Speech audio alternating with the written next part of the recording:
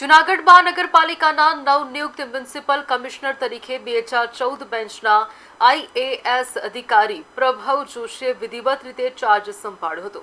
Somnath express દ્વારા જૂનાગઢ પહોંચ્યા બાદ તેમણે ભવનાથ મહાદેવ મંદિરના દર્શન કરી આશીર્વાદ મેળવ્યા હતા।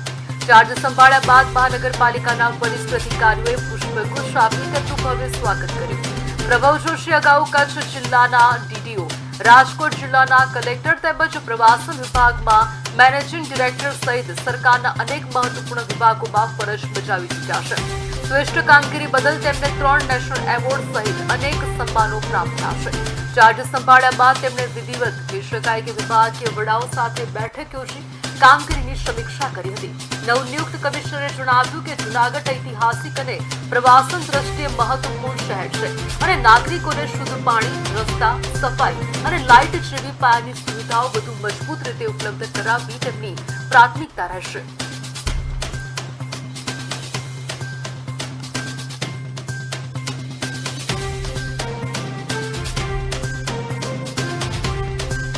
जी बिल्कुल, હું એ જરૂર કહી શકીશ કે હું મારા 100% 100% સંનિષ્ઠ પ્રયાસો કરીશ।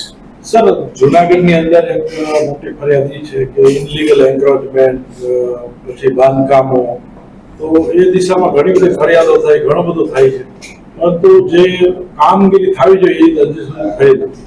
એના માટે બિલકુલ આ બાબતે પણ બ્રીફિંગ લઈને આગામી સમયમાં કામગીરી કરવામાં આવશે।